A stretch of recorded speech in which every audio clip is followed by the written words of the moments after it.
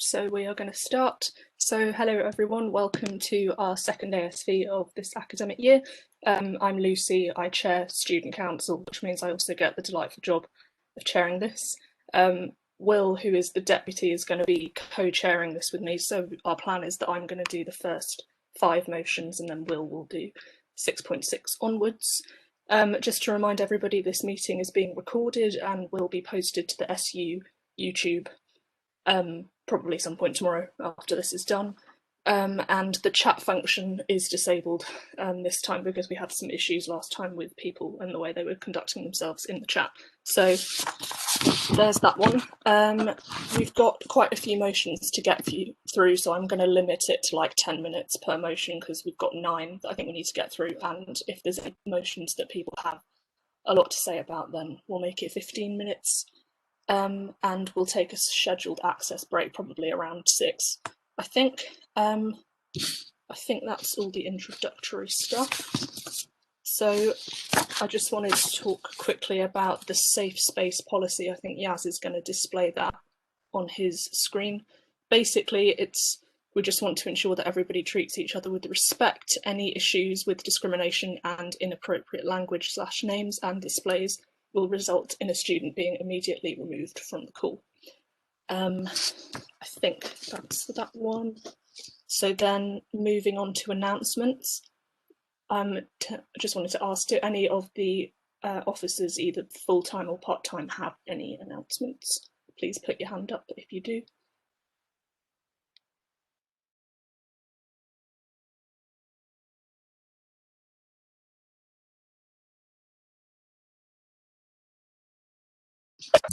Okay, I'll take that as a no.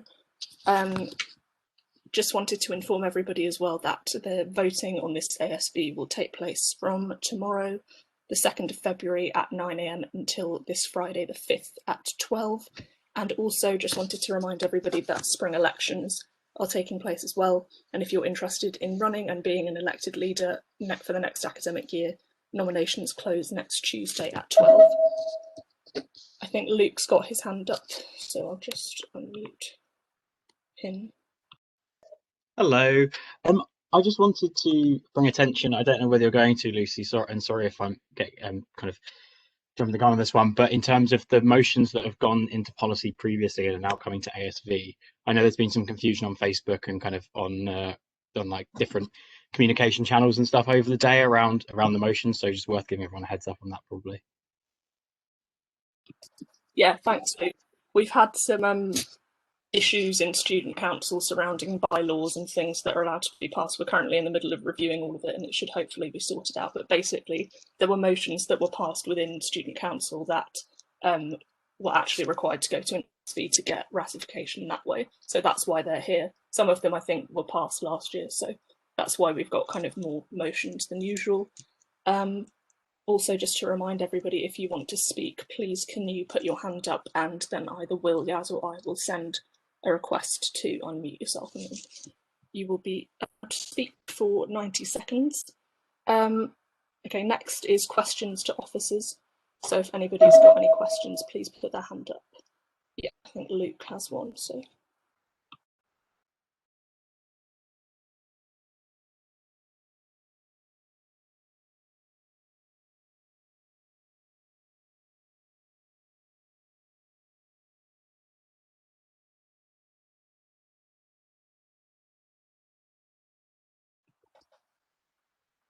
Have you unmuted yourself, Luke?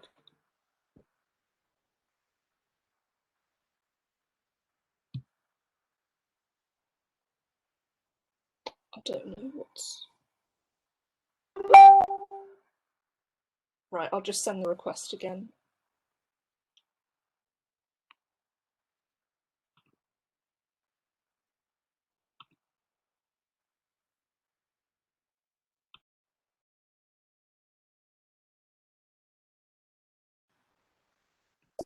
I can see Luke. Can you not speak?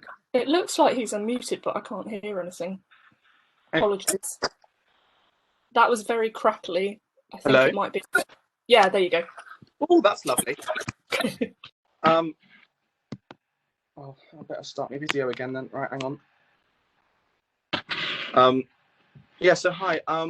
Thank you for allowing me to speak, and sorry for those issues. I was aware that there was a motion submitted relating to China, although I can't exactly remember what it was about. And I know there have been lots of debates recently about what Student Council is and isn't allowed to do because Student Council has been absorbing too many powers into itself. I was just curious as to, I'm sure there's a legitimate reason. I just wondered why the China motion I wasn't appearing on the order paper today. Can any of the officers let me know what happened in the time between Democracy Committee meeting and discussing the China motion and today with regards to the China motion? Yeah, I can answer that if you want.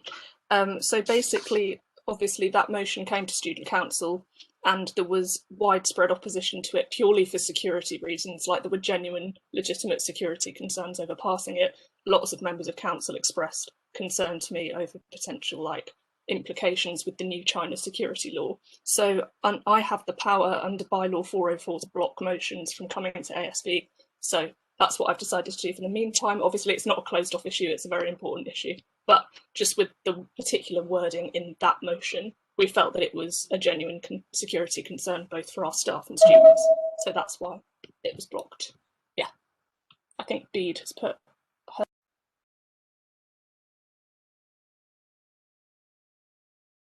I just thought I would add, I don't know, someone from Democracy can correct me. There was also an amendment submitted, which, as far as I'm aware, Student Council is allowed to vote on. Amendments said remove all text of the motion, which Student Council did pass. So part of it was just a pragmatic thing of voting on a blank piece of paper seemed a bit pointless. Yeah, so Student Council did vote to pass those amendments, but we looked further into the bylaws and that was only a precedent and not an actual bylaw. So we felt like it was important to reinforce something as significant as blocking a motion with an actual bylaw, hence why under chair's power, that's how we did it officially. So yeah, I think that's cool. Right. If anybody else has got any questions for officers, please could you put your hands up?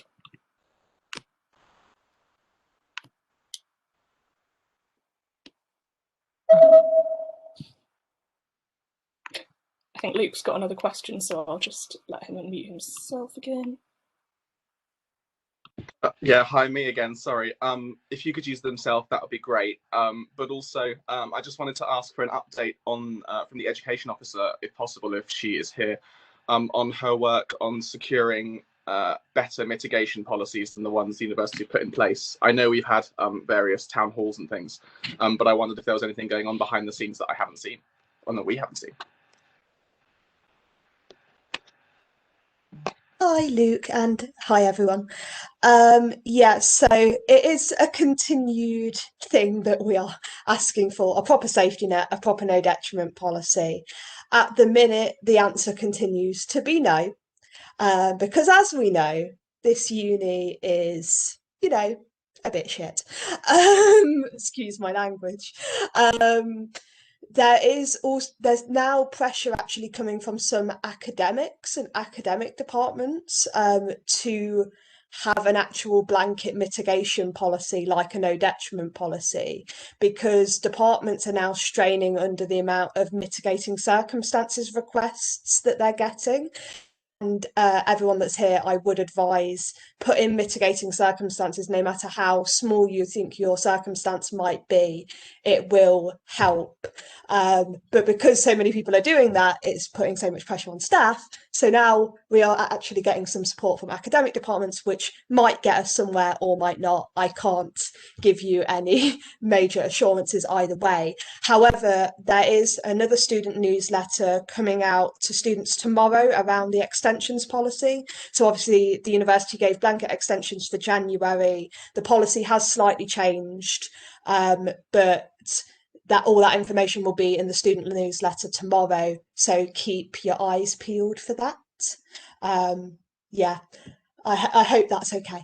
We're trying our best. Thank you, Megan. So I'll allow one more question if anybody's got it, but then I think we should probably move on to talking about the actual motions. Can't see any more hands up. take that as a no. So with that, we are going to move on to our I think we've got 9 motions tonight, I think that's right. So because there's so many to get through, I'm going to limit it to 10 minutes discussion for each motion so that we, have the opportunity to at least debate them a bit. The way it's going to work is I'm going to ask for a speech in favour, probably by the proposer. Some instances, I know that Yaz is doing that. He's been sent speeches in to give. And then I'll ask for speeches against, and then we'll open up the floor to debate. I'm going to allow 2 minutes roughly for opening speeches, and then like 90 seconds, I think, for any other comments that people want to make. So our first motion is "It's time to combat anti-Semitism," 6.1. So is the proposer here to give a speech in favour, or is Yaz doing that? Just put your hand up.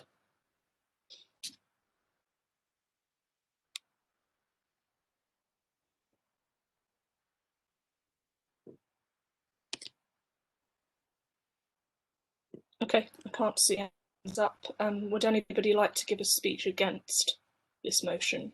Please put your hand up.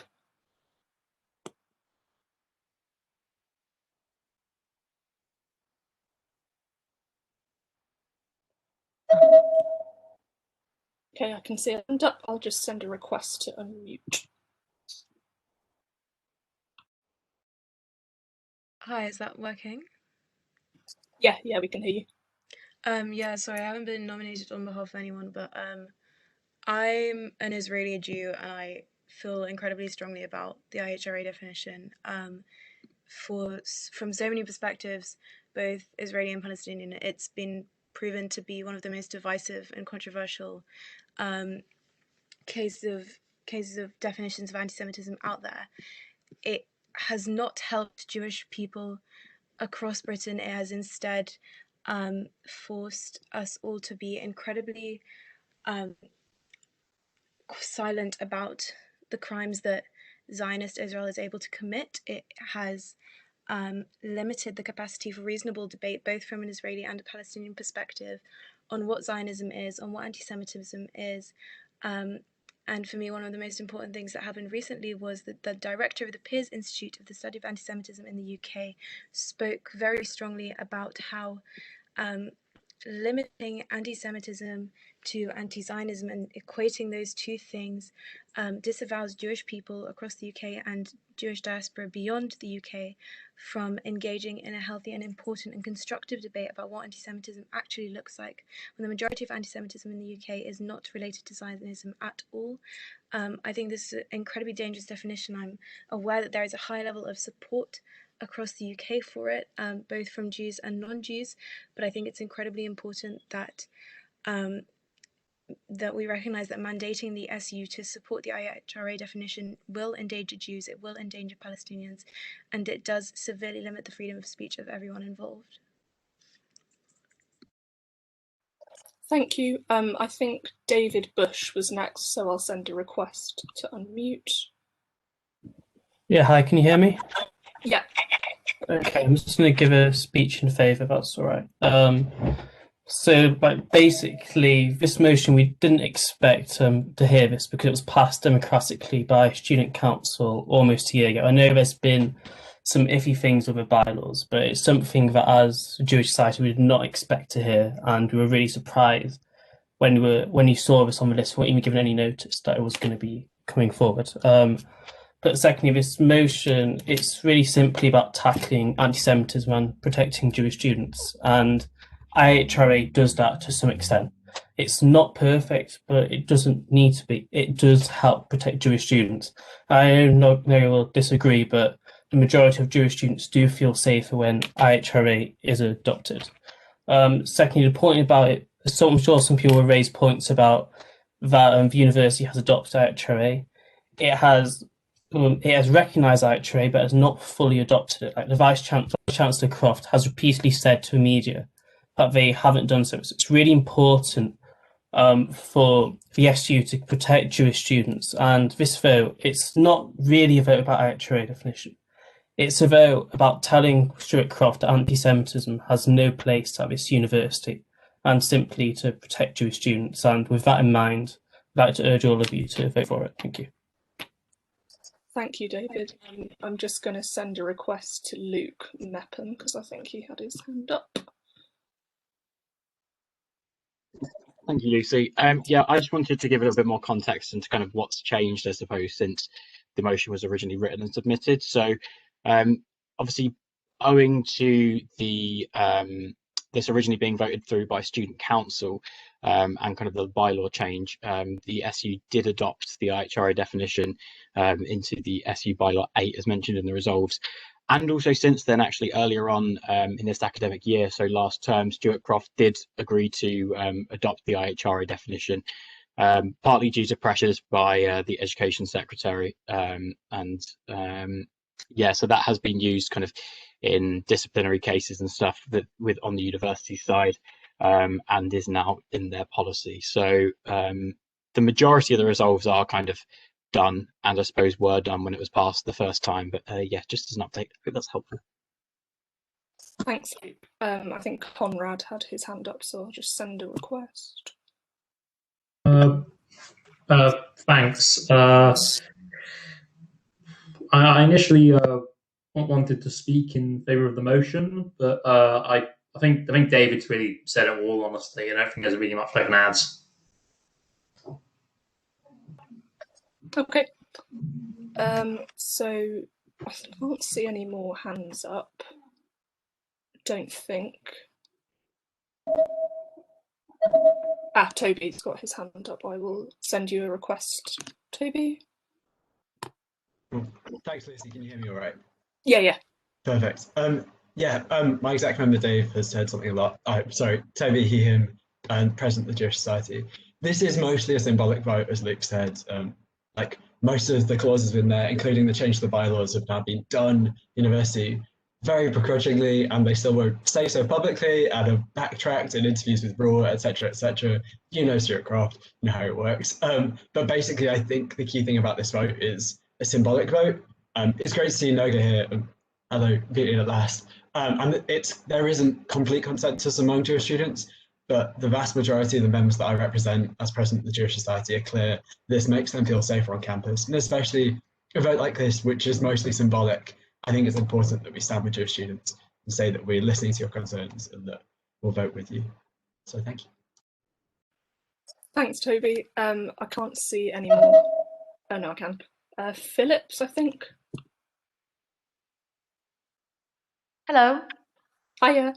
Hello. I just wanted to say very quickly, in response to, as a Jewish student at Warwick University, I'd like to just say that the IHRA code does not defend Jewish students, and the only thing that it seems to do is conflate anti-Semitism with anti-Zionism, and that is nothing but dangerous.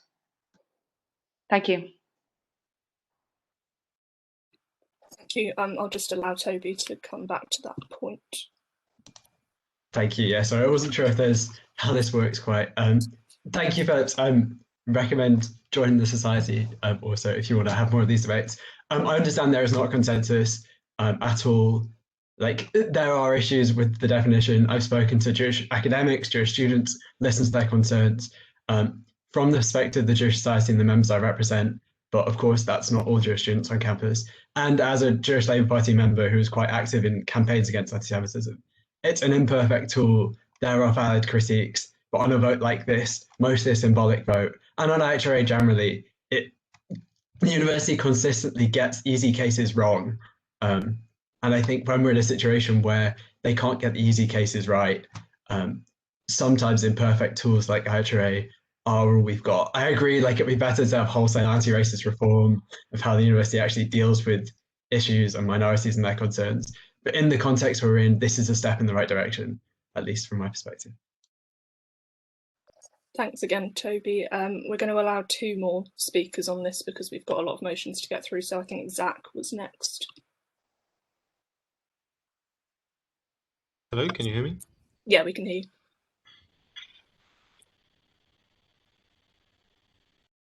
The main thing about this motion that is the biggest problem is not so much what the content. So, principle, I am against the IHRA, definitely. There are different things and critiques that are way too complicated to get into the time over here, based on semantics and possible interpretations.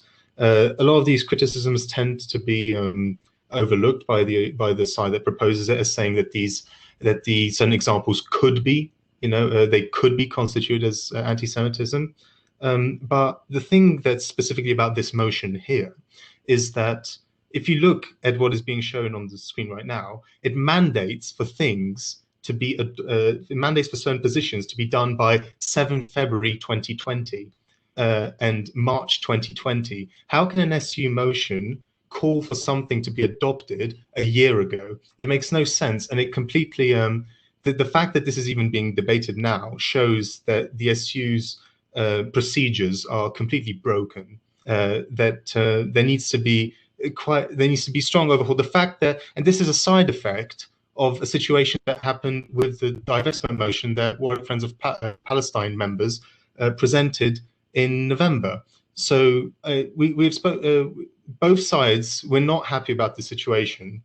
This is very clearly a problem that the SU has with its inner procedures. So I would say that regardless of what you think about this motion, you should vote against this, because this is totally, compromises any sort of principles that the SU might have about the idea of a proper motion passing. If we're now allowing motions to pass that call for something to be done by last year, then basically any motion now can be proposed, no matter how broken its language is. So that if the side wants to say that the IHRA needs to be implemented as SU policy, so that it can't be just overruled by SAB decision, which is the main point behind this motion, then you need to propose a motion that actually makes logical sense, and that's your right, go for it. But this is clearly a badly worded motion, and that's why whatever you think about it, it shouldn't really pass. Thank you. Thank you, Zach. I'm going to allow one more speaker. I think I can't see who had their hand up next. Conrad, right, I'll send a request.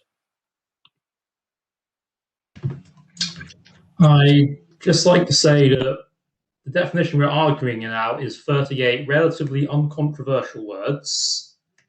The definition in and of itself merely states that anti-Semitism is a certain. No, sorry, I've lost the tab I had it written up. Bear with. Sorry about this. The working definition merely states anti-Semitism is a certain perception of Jews, which may be expressed as hatred towards Jews, and rhetorical and physical manifestations are directed towards Jewish and non-Jewish individuals and all their property, toward Jewish community institutions and religious facilities, and then lists the examples, which is a controversial bit, because some of them mention Israel for the reason that it happens to be a country where all Jewish people live, and often comes up in anti-Semitism, where because people like to mask their anti-Semitism as a critique of Israel, and obviously there are many legitimate critiques of Israel one can make, but there are plenty of illegitimate critiques, such as claiming that it controls all Western governments. So the point I'm trying to build to here is relatively speaking, the definition in and of itself isn't and shouldn't be that controversial of a statement. And I think it's pretty much the least the university can do in terms of safeguarding Jewish students. Obviously, it shouldn't be taken as the be-all and end-all on the subject, and that's fine, but it's a place to stand.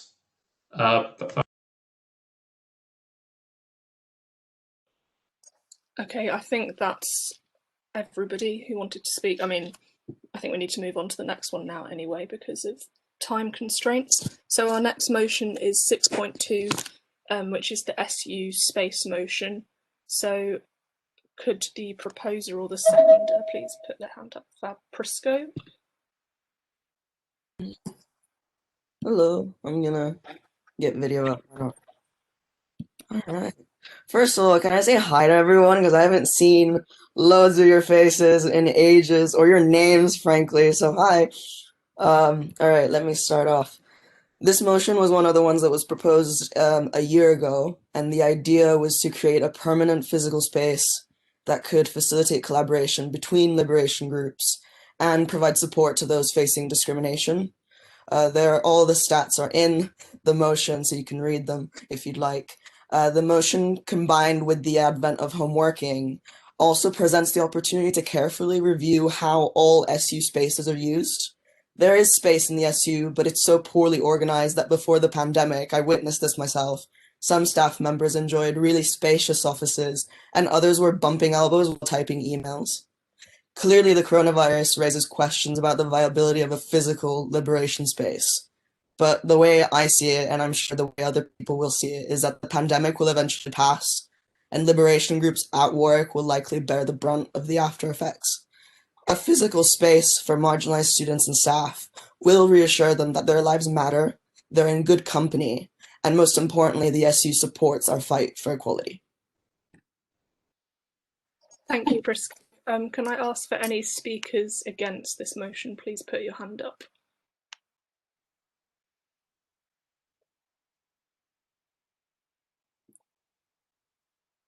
Okay, I can't see any hands, so if anybody else has any other comments that they would like to make about this particular motion, then again, please feel free to put your hand up. Yeah, Bede. I mentioned this at the beginning with questions to officers, but I was just wondering if anyone on the full-time officer team could say where we're up to with this. I know it's kind of not policy and is policy. Pre that whole kerfuffle, where were we at with this? How close to reality is this? Yeah, I can see Luke's put his hand up, so I'll let him unmute himself. Hello. Yeah, that's a very good question. So we were actually kind of set to be ready to have this done kind of after the summer. All the intentions there. Obviously, the pandemic delayed that. There are kind of we're currently looking at like what the arrangements are going to be kind of when we do return onto campuses, and whether all staff are going to be in the office or whether there might be some kind of working from home continuing, and part of that's kind of looking at physical space, so in terms of offices and stuff, and this is absolutely in kind of the discussions that we're having. So in those plans, which currently aren't very well progressed, we've just been through a kind of restructure at the SU, so we're now kind of forming new teams and stuff and working out where everyone's going to be in the building, but this is absolutely kind of in those plans. So it's still very, very kind of viable, and would have been going ahead, would have already gone ahead if it wasn't for the pandemic. Hope that helps. Thank you, Luke. I can see Prisco has put their hand up again. Yeah, just a quick thing, because I mean it's not in the motion to look at how spaces are organized for staff as well.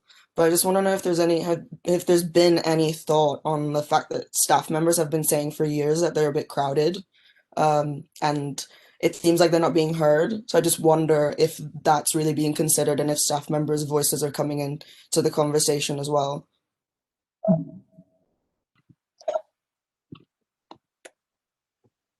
Hello. Yes, absolutely. So because we're not looking at going to be moving back to the office anytime soon, we haven't really got down to the kind of nitty gritty of the planning, but it's definitely kind of on the radar, and there are plans to have staff voices heard. And I also completely echo your concerns around kind of some staff being cramped in offices, whilst others are in much more spacious ones, and that will absolutely be fixed.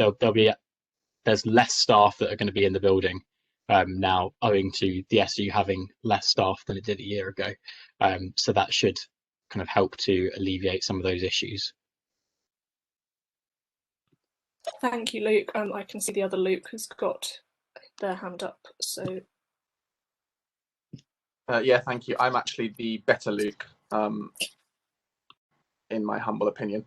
This is a really great motion. I'm really happy to support it, and I'm happy to put on record, Yaz, you're laughing, that wasn't actually a joke. I'm happy to put on record my support for this motion. I note that in the Constitution for Warwick Pride, I believe it has that one of the central aims of the society is to secure an LGBTUA permanent space in the University RSU. So, you know, that'll be a big achievement for Warwick Pride if that happens. I know a lot of Warwick Pride will therefore be behind this motion as well, which is fabulous. I would like to ask, because I believe we had either last year or the year before, there was a space set up in the Roots building for LGBTQIA activities, and I imagine that this will continue to happen until a permanent space is secured, obviously Corona notwithstanding. I'd just like to ask though, if this motion is now voted down by all students, does that mean the SU will stop seeking to provide a permanent space? And does it also mean that any possibility of continuing the sort of temporary space in the Roots building, would voting down this motion end that as well? That's probably more a question for, I don't know, an officer or somebody important. Like, yeah, I'll Luke come back to that and then go to Bede. Thanks. Thank you, the not so good Luke out of the two of us. I'm going to dispute that first of all, but secondly, I think even if the motion was voted down, this is probably still something that we would push ahead with. There is the space, and it's absolutely kind of the right thing to do. Obviously, having a motion is kind of really just shows that students want it. But I think even if it's voted down, this is a liberation issue. This isn't something that kind of we need to help our marginalised students, and this is a very good way of doing it. Thanks, Luke. Okay, let's go to Bede, and then I think we'll move on to the next motion. I just thought I would say that the interim space in the Roots building, the space in the Roots building was provided by the university and not the union, and they viewed it as an interim space, so that ended at the end of last academic year. So there is currently no space for LGBT students, and also that space was never a permanent space. It was only a space for certain periods of the week. Just so I don't want to give anyone the false impression that this university is good at dealing with LGBTQA+ students. They're horrendous. Thank you, Bede. I can't see any more hands, so I think let's move on to motion 6.3, which is support student sex workers. I believe, again, the same two proposers and seconders, so I will just try and find Bede on the thing and unmute.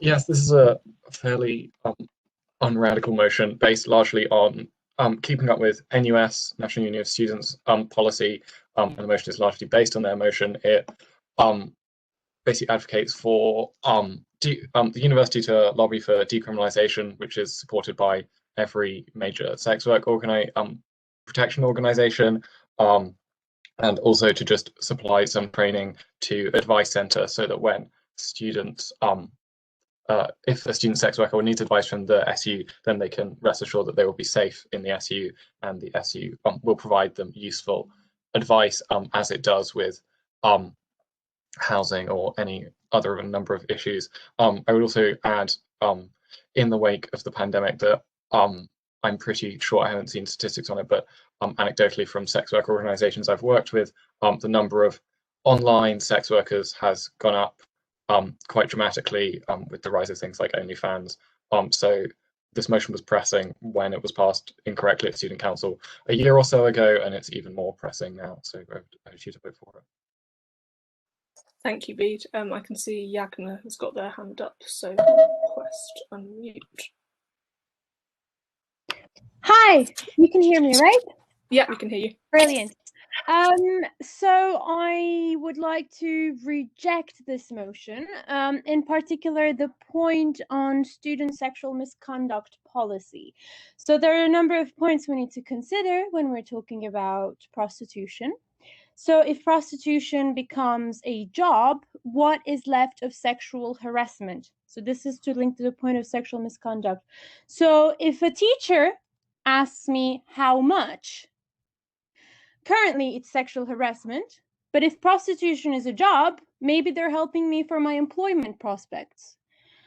The other thing is, if prostitution is sex, as this motion claims, why is there money involved? And when do we say that a woman in prostitution has been raped, or rather a man has raped a woman in prostitution? We can only say that when he has not paid. If at the end of an act a man does not pay, is it theft or is it rape? If we say theft, we're reducing the sexual relation to a commodity. And if we say rape, we are realizing the reality of it. So prostitution in a university has no place, especially because, as a historical reminder, women have only been allowed very recently, and I cannot accept it that we have to go back into a brothel. I came here to study, not to be prostituted. Thank you. Okay, I just wanted to add on that we're obviously discussing some very serious stuff here, so if anybody has any issues, then please consult with the Advice Centre.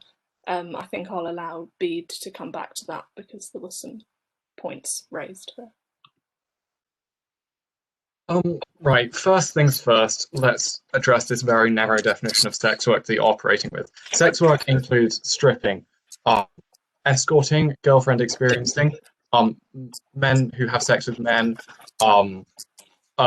camming, porn. Sex work is so much broader than simply full service sex work. Now, to address your point about sexual harassment from professors, harassment is harassment if the person being harassed decides that it's harassment. It is entirely on that person to decide whether or not it's harassment. That is how harassment law works. Your example does not have any bearing with both university policy on harassment and the Crown Prosecution Service's view of harassment. So that argument is essentially nonsensical. The idea of reducing sex to a commodity is no more ridiculous than saying that any labour is a commodity, in which case let's have a conversation about workers' rights and Marxism. But I feel like we'll have to have that at a different time. We only have like a minute and a half. I'm trying to remember the other things you said now. Oh, I would also just add, as is mandated, as is noted at the top of this motion, that every major sex work advocacy organisation advocates for decriminalisation and advocating for protections in policies and laws. And when those protections aren't in place, it does not reduce the amount of sex work, it simply increases the amount of sexual abuse.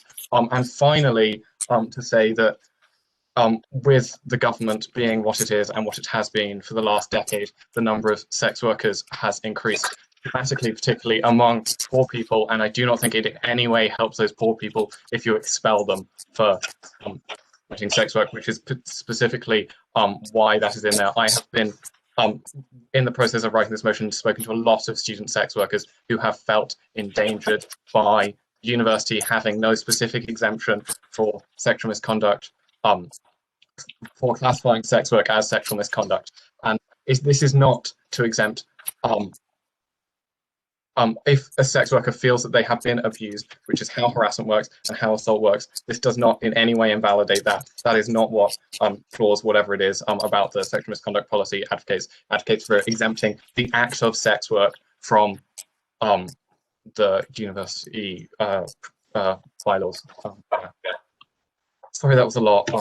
That's all right. I'm going to go to Amara next, I think. Hang on. There we go.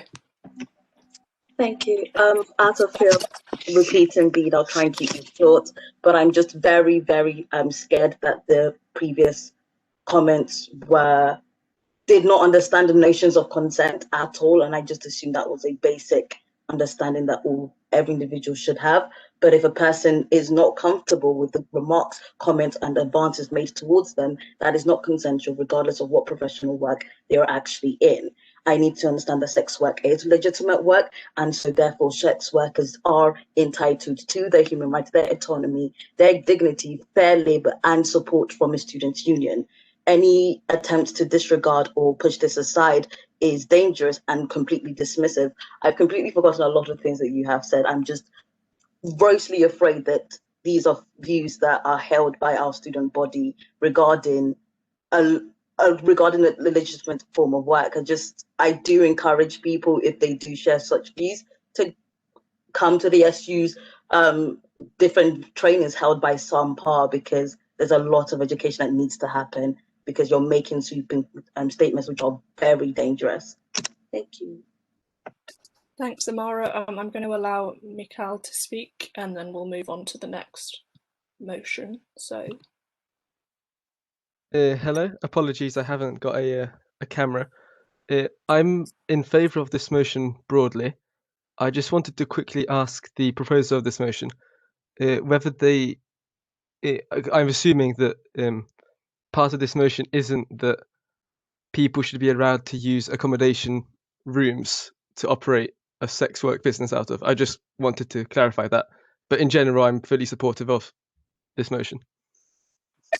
thank you. I'll just find Bede on list.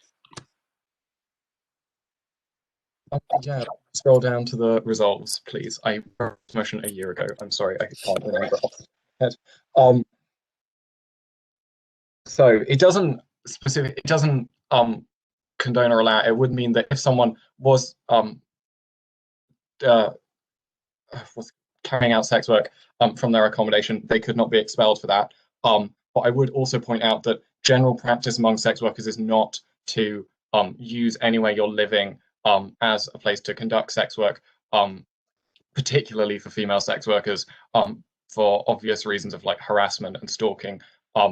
Most sex workers use other venues. There are various services you can use, both legal and extra legal. But no, this would not condemn sex workers for using their own accommodation. But in practice, I don't think that would really happen, and certainly not on any grand scale.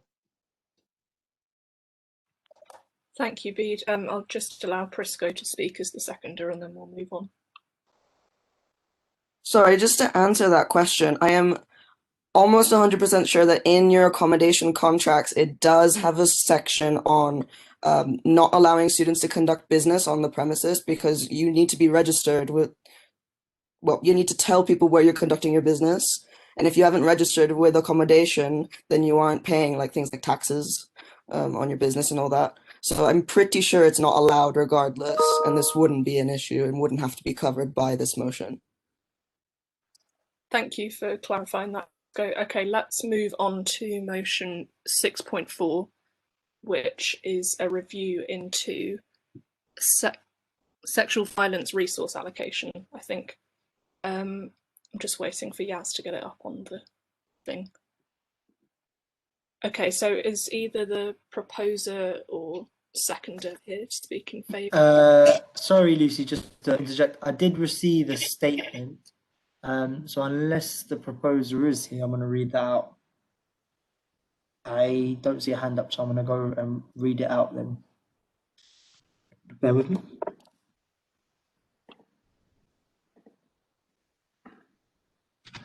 Okay, cool. You can hear me, right? Yeah, cool. So between 2018 and 2019, we saw a rise of sexual violence in UK universities of 82%, with the majority of incidents happening in Freshers Week. 29% of students do not know how to report sexual violence. Whilst we may be able to do little about actually reducing the number of incidences, we can improve student access to resources in order to safely disclose the incident and/or receive wellbeing support. We understand resources already exist on campus, including CRASAC, the wellbeing team, and personal tutors. However, we feel students are broadly unaware of how to access these resources. Our motion mandates the Women's Officer and Campaigns Officer to publicise all relevant resources available to students, both disciplinary and welfare related, with an informative campaign during Freshers Week. Such a campaign would prioritise student wellbeing and decrease the number of sexual violence incidents which go unreported. Thank you. Thank you, Yaz. If anybody would like to speak against this motion, please can you put your hand up?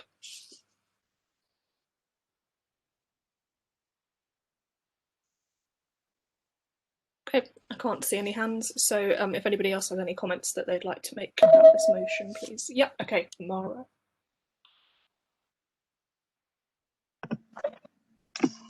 Thank you. I just want to say this motion is very important and I would love to see it pass. But I also want the record to show that attempts were made this year when this motion was actually policy in the SU to actually share these resources, but were unfortunately stifled and silenced by the SU.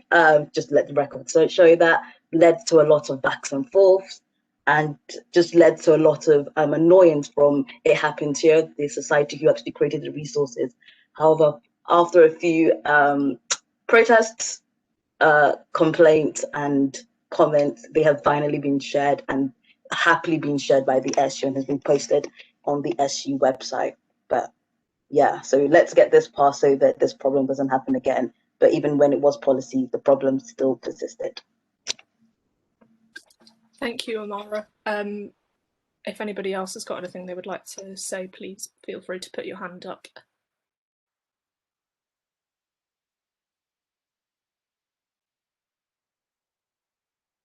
Okay, I can't see any more hands, I don't think. So I think now would be a good time to have an access break. So if I can ask everybody to come back at, let's say 6:05, and then we will do the final set of motions. So yeah, see you all in a few minutes.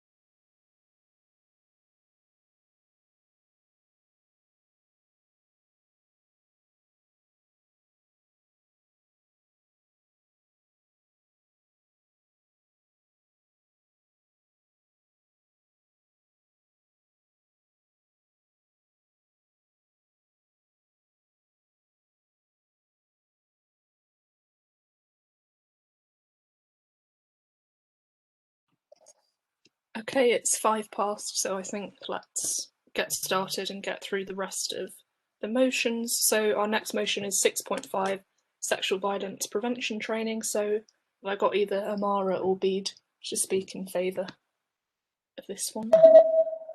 Bede, fab. Right, sorry, I feel like I'm filibustering at this point. Yeah, this motion was generally written in response to the march that happened in late November, which I helped organise, and is hopefully a step on the way to combating sexual violence on campus. The notes give several details about the state of sexual violence in Britain, published by Universities UK, and then broadly speaking, it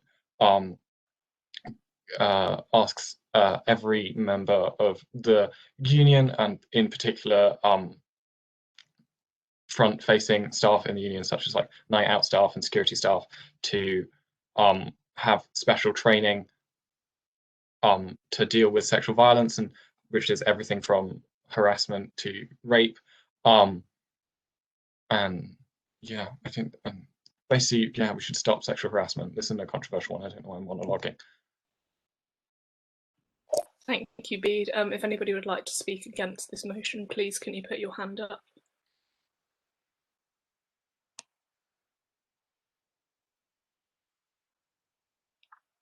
Okay, can't see any hands. If anybody else has any comments or anything they would like to say, please can you put your hand up? Yeah, Amara.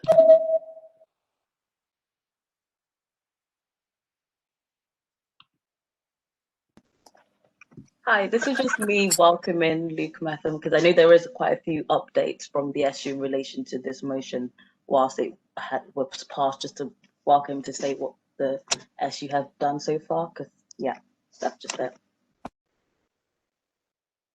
Hello, thank you for that, Amara. Thank you, Lucy. So yeah, quite a lot has already been done since this. We met with several officers, Amara and Bede, and also the Shame on You, Warwick, the leaders of that protest, and also representative from It Happens Here. And we put together some kind of SU commitments to tackling sexual misconduct, which we published towards the end of last term, and then kind of fleshed out more fully by the end of week 2 this term. As part of that, we've already started rolling out the Good Night Out training to members of the full-time staff at the SU, and we've got more of that over the coming days and weeks. And also I've been in very good conversations with the university on things like the active bystander courses and kind of rolling that out to more students. So yeah, a lot more work to be done, but also quite a bit has been done kind of over the past couple of months. So thank you everyone for the help with that. Thank you, Luke. I can see Mikhail has got his hand up. Their hand up. Hello again. I've got one question and a few points. I was wondering, have you got any evidence that mandatory training courses for students on matters like this reduce out or improve outcomes, I guess would be the best word. That's a question. But equally, I find the phrasing of the motion slightly problematic in its focus only on female victims, when in fact we know that 1 in 6 men experience sexual assault or serious violence within their lives. And we also know that rates of domestic violence are roughly similar in between men and women in terms of being perpetrators. So I would just welcome this motion if it had slightly more egalitarian language. Thank you. I'll let Bede come back to that. I would firstly like to say, I'm going to address your point and then answer your question. Part of the reason that women are disproportionately represented in the notes is just because the state of research, like nationwide, is disproportionately focuses on women, which is obviously a bad thing.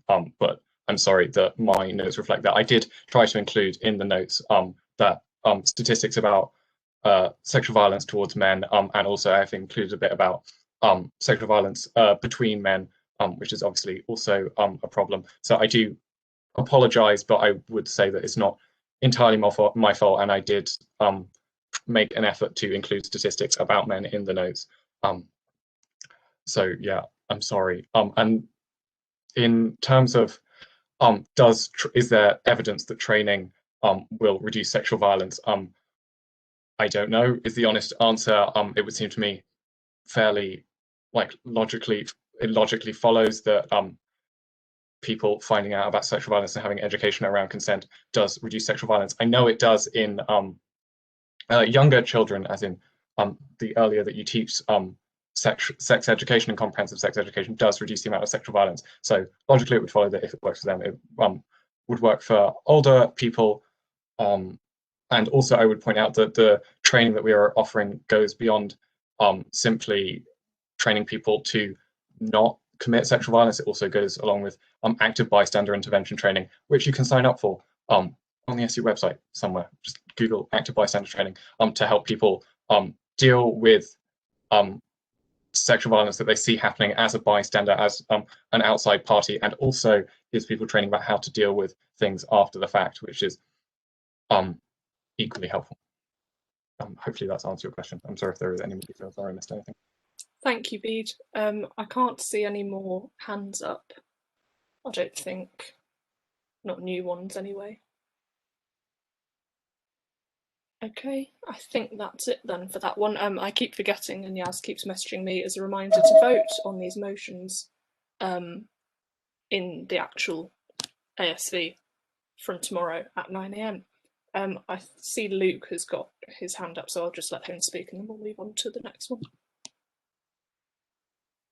Yeah, I'm really sorry to butt in. I think I wanted to say that I think where motions that have been passed like this, I believe there are ways in which Democracy Committee or Student Council or something are able to update the motions with more, update the motions references to make them more current if that needs to happen. But I don't think that should be much of a problem if Bede wanted that to happen at any point.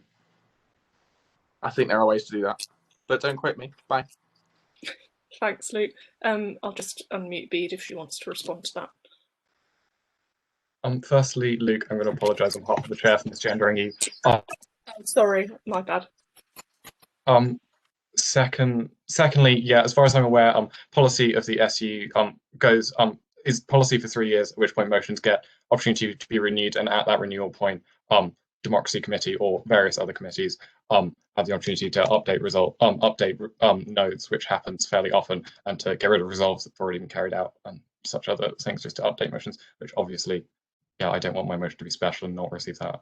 So hopefully, yeah, to bring it back to Mikhail's point, when more research is published about sexual violence and other types of domestic violence against men, that research will be incorporated into this motion. And at that time, if people want to write more resolves, I would very much welcome that.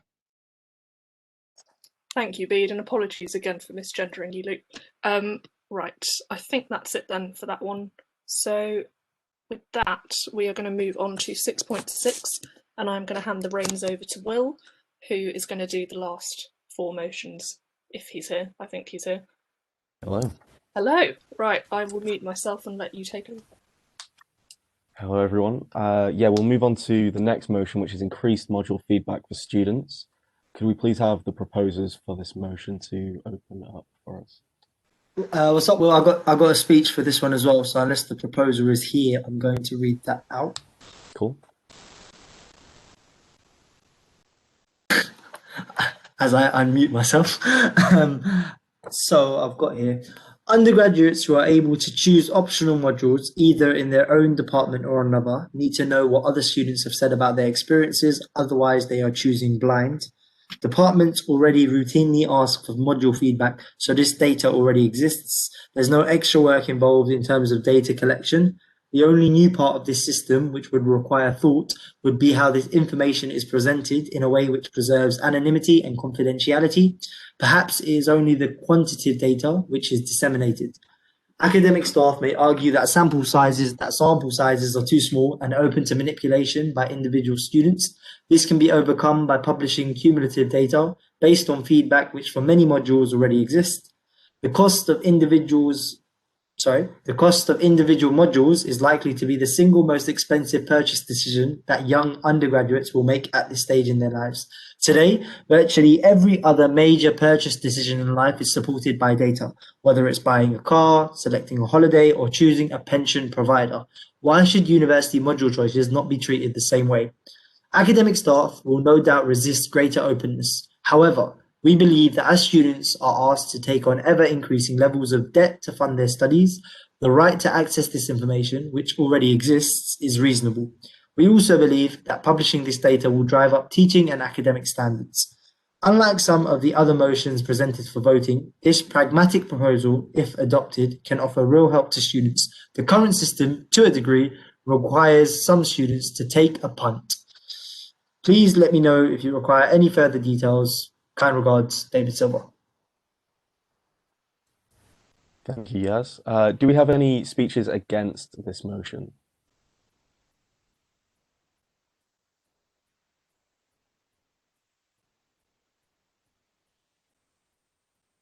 Okay. Okay, we'll open it up to the rest of the chat. Does anyone else have any thoughts about this motion that want to speak on it?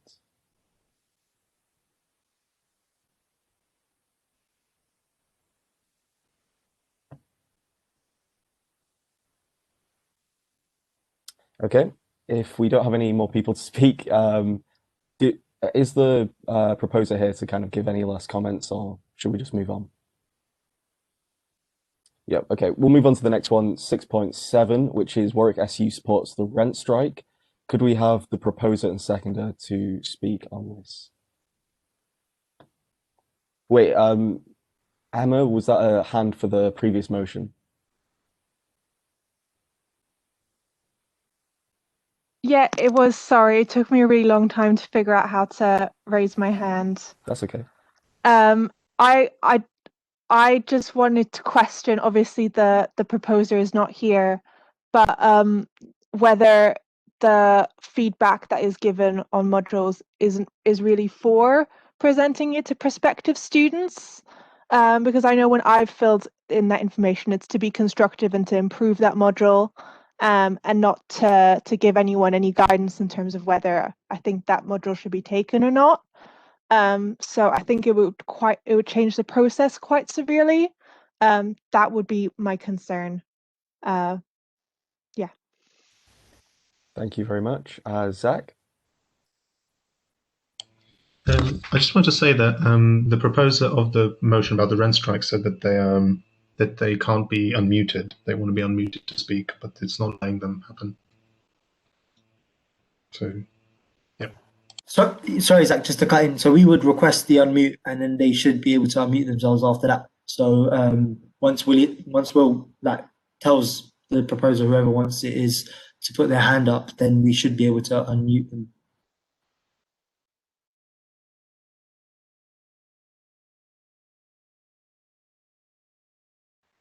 So okay. You can carry on, Will. Thank you. Okay, yeah, we'll move on to the next motion, which is 6.7. Warwick SU supports the rent strike. Could we please have the proposers to open this motion?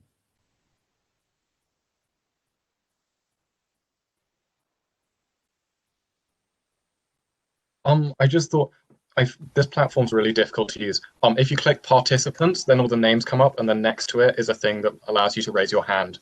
That's how you get to speak. Sorry, yeah, I'm still getting used to this. But okay, so the motion basically mandates the SU to show real solidarity with the strikers in any way that it can, be it through materials, resources, promotion, or by lobbying the university, not just to waive the rent for this year, but also to continue Warwick managed off-campus accommodation. So I'm asking everyone here today to vote in favour of this motion because it is our responsibility to challenge the university and hold them accountable for their mistreatment of students during the pandemic.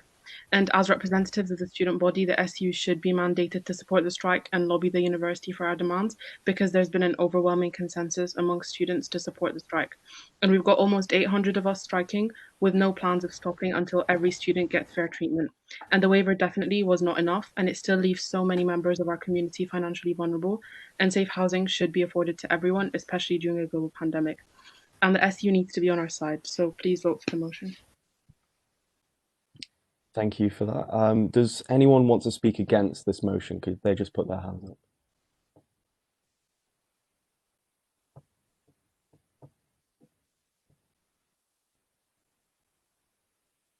Okay, if we don't have anyone speaking against it, I'll open it up to the rest of the chat. Does anyone else have any thoughts about this motion that they want to say?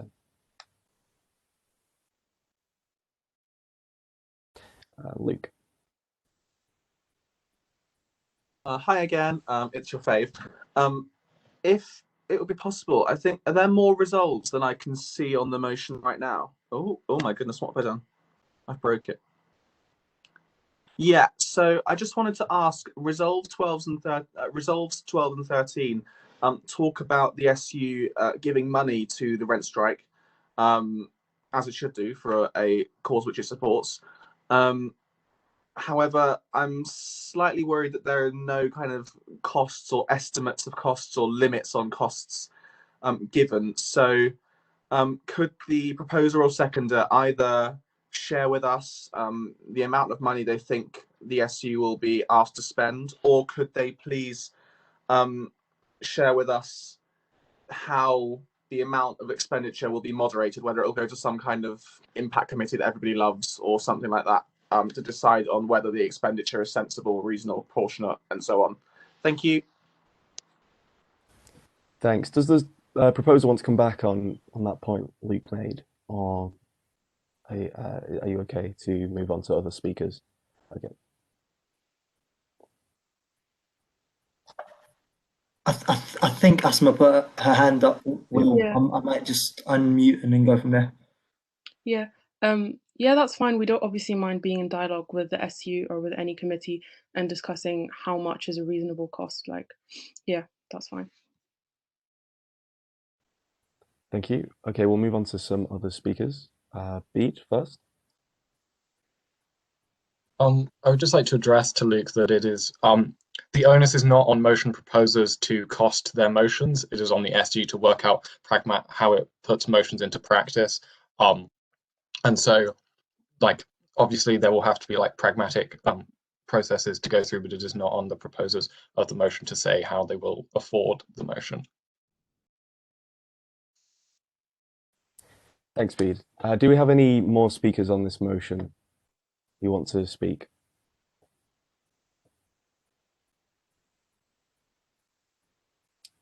If we're fine to move on, then we'll go to the next motion, which is 6.8, which is Warwick SU stops the A46 road. Can we have the proposers, either Kay or Hattie, to speak on this one, if they're in the chat?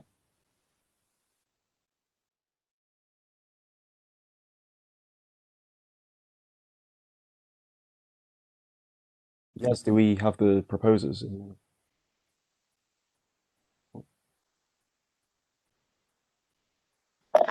Yeah, but I didn't get a speech in like a motion. Oh my God, I'm losing my words. A speech from the motion proposers. I'm just scrolling through and I don't see their names. So I do see a hand up from Conrad, however. Okay. Conrad, do you want to open for this if you have any thoughts for this motion?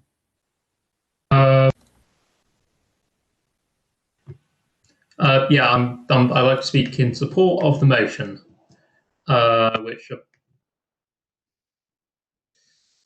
look, firstly, building a new road like this is like a complete slap in the face to the climate emergency policy. If there's such a climate emergency, why are we building a new motorway extension?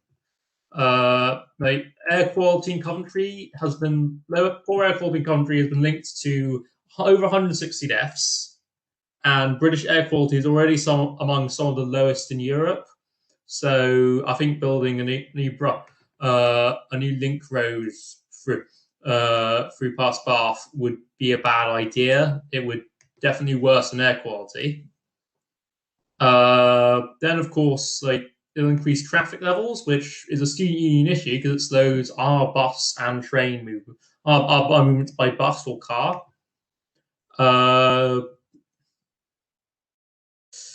And I think the resolution. I think it should also finally be noted that it's somewhat of a white elephant. The Here's some quotations on expected reductions. 5 minutes, a reduction of 5 minutes from Bradford's to Bath. 18 minutes from Salisbury to Cardiff, shaved off.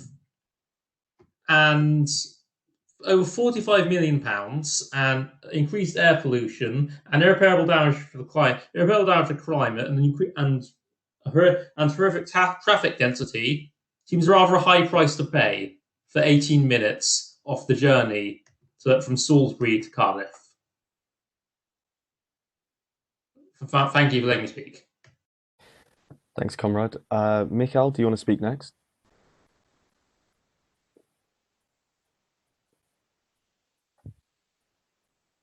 Hello. Hi. All right, awesome. So I'd like to make a range of points because I've read through the document, the planning document for this road, and honestly, it seems like a complete no-brainer to support the construction of this road. So first of all, it shouldn't affect most students here right now in any way, unless you're getting to go for a postgraduate qualification, because construction should start only in about 4 years or so. And knowing how planning delays tend to happen in British infrastructure projects, it will probably be longer than that. But to tackle some of the points about increased pollution and whatnot, cars traveling faster emit less pollution. So if we can have cars avoid driving through Gibbet Hill Road and going around the campus slightly faster, that will improve air quality. Furthermore, by having an alternative road, we will reduce the amount of traffic within the university campus. And in fact, the planning document for the road suggests that roads within the campus might be closed. There's honestly such a range of benefits here. The road itself would increase the likelihood of a new rail station being built, which could provide an alternative link from Leamington Spa to the university, because that could be linked up with the very light rail system that some people might have heard is being developed within the Coventry area. That could be a very efficient and low carbon link to the campus.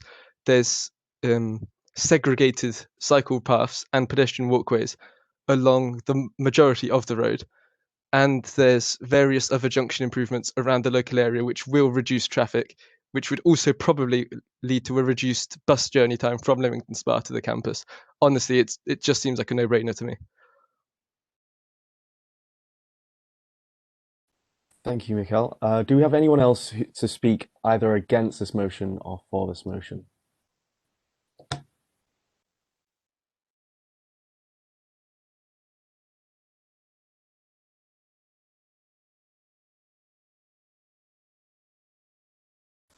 Okay, if there's no one else that wants to speak on this motion, we'll move to the last motion of today, which is 6.9 Warwick SU for a safety net. Could we please have the proposers or seconder for this motion to put their hand I will again. I have received a little speech as well from the motion proposer. So unless they wanna, if they're here, I'll do my thing. Cool. Apologies for not being here myself this evening.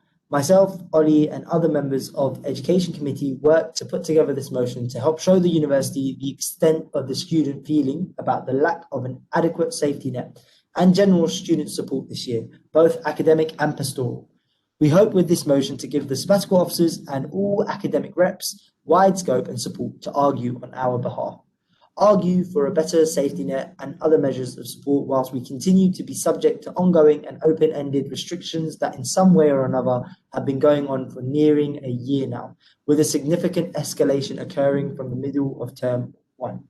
We specifically note some of the actions that York and Cardiff have taken, the extent of the support required, and hope for the reopening of the library as soon as feasibly possible. Pertinent as other universities have kept their library open in some form and have begun announcing more support. We hope you take this chance to make your voices heard, that extra support and a proper safety net are required for the rest of this academic year. Thanks, Will. Thanks, Yaz. Do we have anyone that wants to speak against this motion? Can they just put their hands up right now?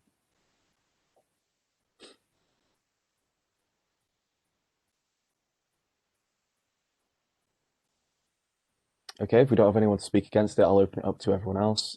Does anyone want to speak about this motion about the safety net? Just put their hands up.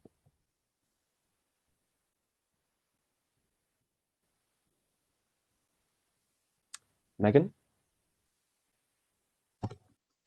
Yeah, I was just going to say a lot of the stuff that's in this motion, the Students' Union and I are already doing, just as Sydney said in the speech he sent to Yaz.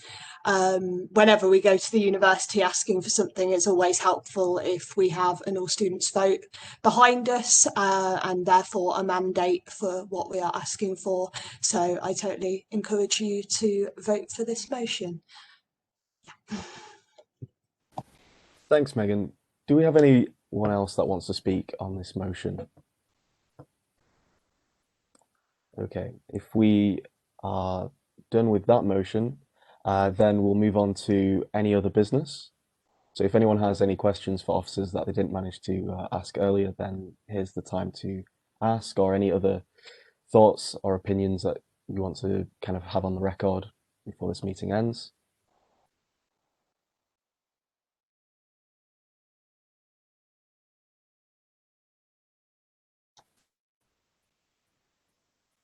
Okay, if we don't have anyone that wants to speak on that one, we'll move to the last point, which is just to remind everyone that voting is from tomorrow at 9 a.m. and it continues all the way until Friday at 12 p.m. And I also want to say that the next ASV is the 17th of May 2021. And also spring election nominations, the deadline is next Tuesday, and voting commences in the last week of February from 12 p.m. to 7 p.m. I'm guessing that's from a Monday to a Friday. Okay, thanks everyone for coming. I would like to thank Yaz and Lucy for hosting earlier. Yeah, and voting opens tomorrow. Thank you for coming. Does anyone else, Yaz or Lucy, want to say anything? No, I think you covered it all. Thank you guys for coming, and Will for taking over my job for me for a bit.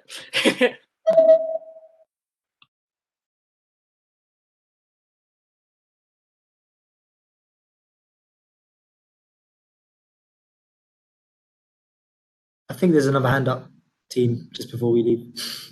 Sorry, yeah, Comrade, do you want to speak?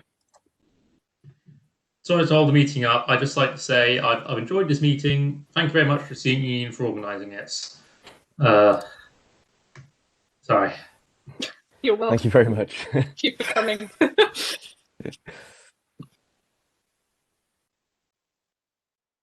Cool, thanks. Will, you forgot Lindsay. You forgot to thank Lindsay. Sorry, Lindsay. Thanks for being here as well. Cool, thank you everyone. I will stop sharing now and stop recording. Let's do that.